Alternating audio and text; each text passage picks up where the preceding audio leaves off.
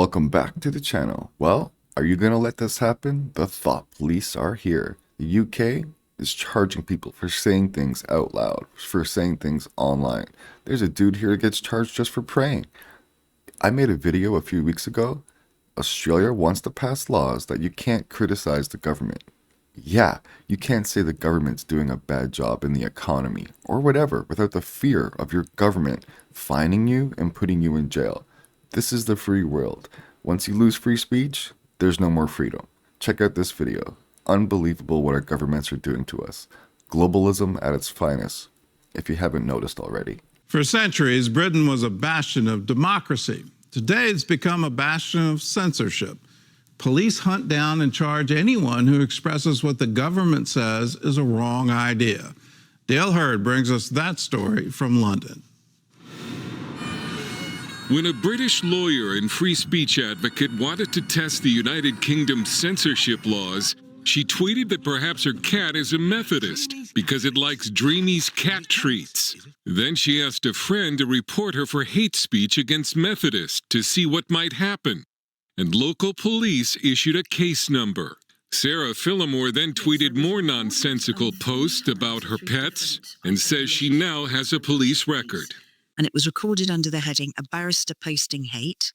When British police stopped Army veteran Adam Smith Connor as he was praying for a son lost to an abortion while standing in an abortion clinic buffer zone, officers' first question to him was, "What is the nature of your prayer?"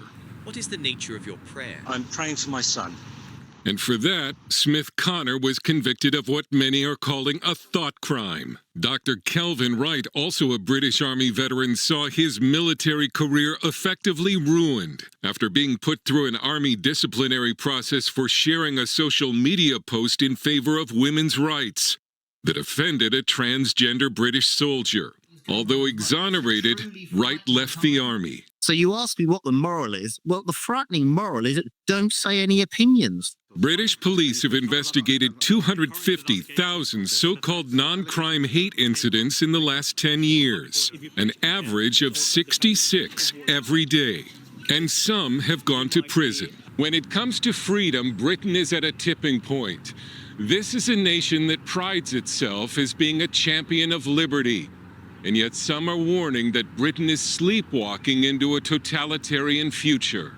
Toby Young, the founder of Britain's Free Speech Union, says a few years ago he thought the censorship in Britain couldn't possibly get worse.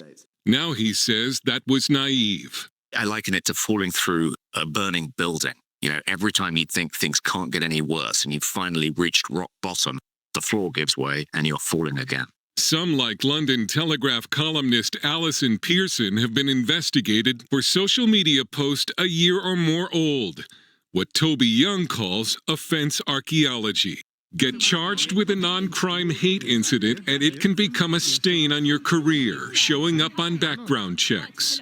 No reasonable person wants to have on a police record that you are guilty of some form of hate. After former police officer Harry Miller faced charges of what police labeled transphobic hate speech in 2019, he began the organization Fair Cop to challenge law enforcement interfering with free speech. He was joined by Sarah Phillimore. The vast majority of police officers in this country are sick and tired of this nonsense.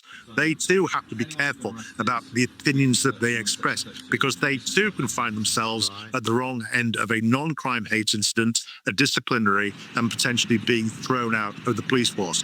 But I've seen far too many police officers who look like they are enjoying what they're doing. While Britain does not have a First Amendment like the US, British common law is supposed to protect speech. However, news commentator Connor Tomlinson says you can't say Britain has free speech when only speech approved by the government is allowed. So no, we don't have free speech in this country.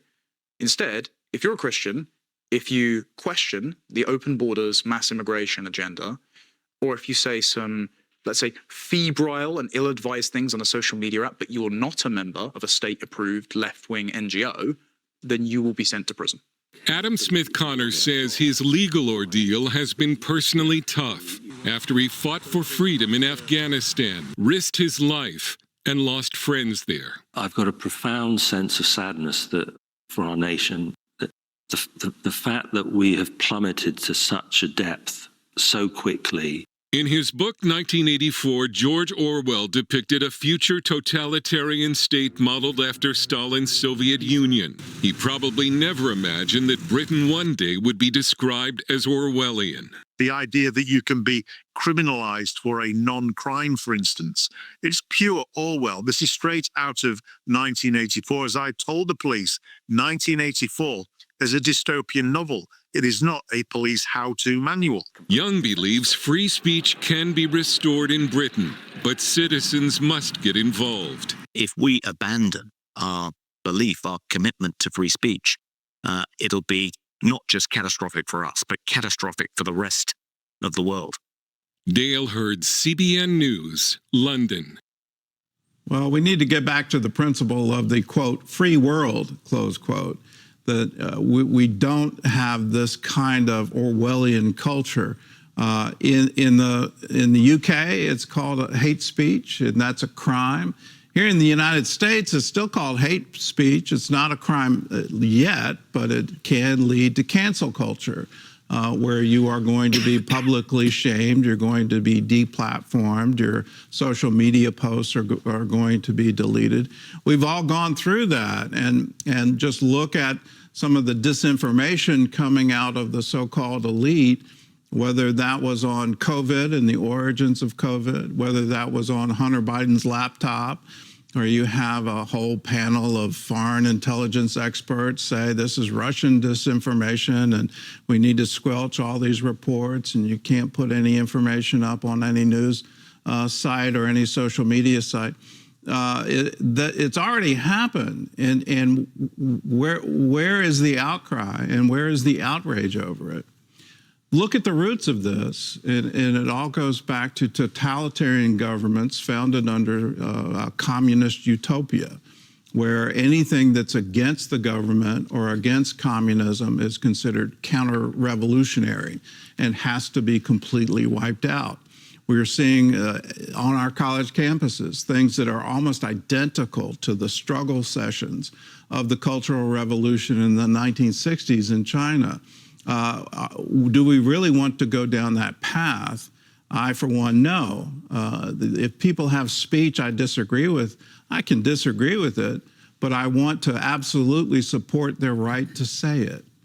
Everyone should have freedom of conscience. Everyone should have freedom of speech. Everyone should have freedom of thought. If we don't have that, we're no longer free.